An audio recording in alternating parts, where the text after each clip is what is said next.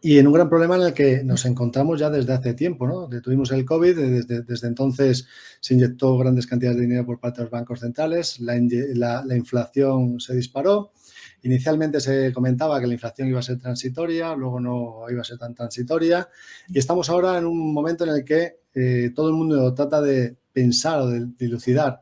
¿Vamos a seguir teniendo crecimiento económico con la inflación como está? ¿Es posible? ¿Qué podemos hablar, qué podemos comentar al respecto de todo esto?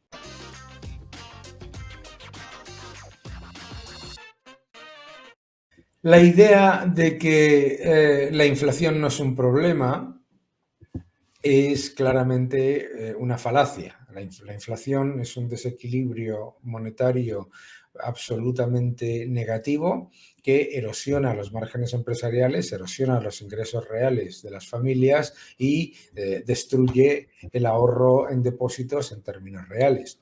La inflación es siempre y en todo lugar un efecto monetario. Eso que muchos llaman inflación de costes no deja de ser mucha más cantidad de dinero yendo a activos relativamente escasos.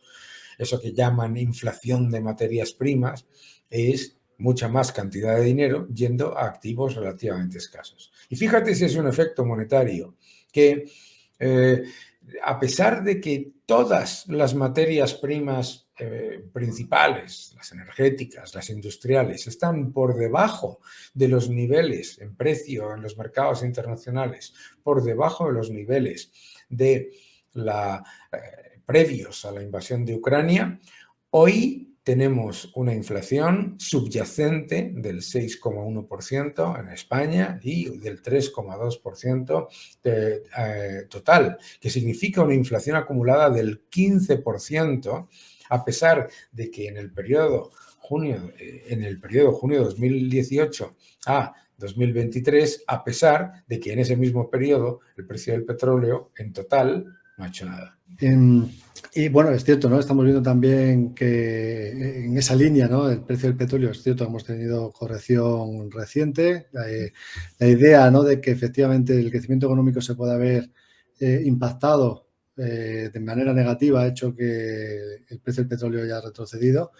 Y la OPEP, pues está en esa idea de seguir reduciendo la producción de crudo para mantener los precios. ¿Tú crees que va a ser posible que la OPEP pueda mantener los precios o es difícil? Bueno, la historia nos muestra que el poder de la OPEP en cuanto a mantener o aumentar los precios del crudo es muy bajo. La OPEP es aproximadamente el 30% de la producción mundial y, además, de la parte que se exporta, muy poco, porque, claro, esa producción de la OPEP, la mayoría va a consumo interno, ¿no? Lo mismo ocurre con Rusia al unirse a la OPEP, ¿no? El OPEP Plus, ¿no? Rusia produce 10 millones de barriles al día, pero solamente exporta 4 millones y medio, ¿verdad? Entonces, bueno, pues su capacidad de, digamos, gestionar, manipular, como queráis llamarlo, el precio del petróleo es bastante baja. Pero además, tenemos que entender que la reacción de la OPEP anunciando una reducción de la producción de petróleo de 1,7 millones de barriles al día, en realidad no es una reducción de producción en el sistema. Porque claro, tienes que tener en cuenta que las exportaciones de Irán y las exportaciones de Irak, que no están sujetos a los acuerdos de la OPEP, se están disparando. Entonces, en realidad, la decisión de la OPEP literalmente lo que ha sido reducir el impacto negativo de ese fuerte aumento, prácticamente 2,5 millones de barriles al día, de la producción adicional en el sistema que llega tanto de Irán como de Irak, ¿verdad? Entonces, eso es lo primero que tenemos que entender. Las materias primas no son la causa de la inflación. Las materias primas son una consecuencia de la inflación. Es decir, hay mucho más dinero en el sistema y ese dinero adicional va a activos relativamente escasos, es decir, las materias primas. Ahora se está contrayendo la cantidad de dinero y se están subiendo los tipos y, oh sorpresa, Yo siempre digo Powell 1, Putin 0. Desde que Jerome Powell, la Reserva Federal, empieza a subir los tipos, las materias primas, todas en los mercados internacionales se han dado la vuelta. ¿Por qué? Es mucho más caro financiar margin calls, muchísimo más caro financiar almacenamiento de materias primas, todavía más caro financiar barcos ociosos dando vueltas por los puertos. Es decir, claramente hay un efecto monetario, las posiciones financieras se reducen, etcétera, etcétera. Por lo tanto, de momento, ese efecto está ahí. La inflación, desde luego, es muy negativa para el crecimiento, ¿no?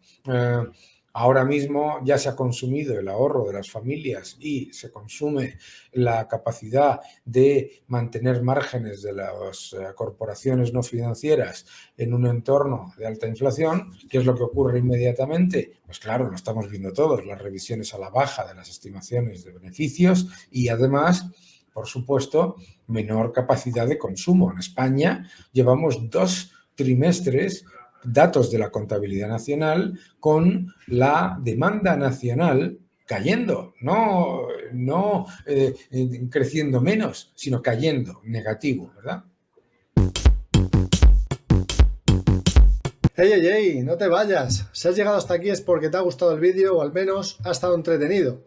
Si te ha gustado, déjanos un like y hagamos que este vídeo lo vea todo el mundo. También puedes dejar un comentario con tus dudas, preguntas o simplemente tus impresiones y yo me encargaré de que te sean respondidas a la mayor brevedad posible. Además, si aún no estás suscritos, ayúdanos a seguir creciendo en YouTube. Suscríbete, que no cuesta nada. Pero lo más importante, ahora al final del vídeo tienes otro vídeo que no te puedes perder. Dale click y disfruta. Hasta pronto y buen trading.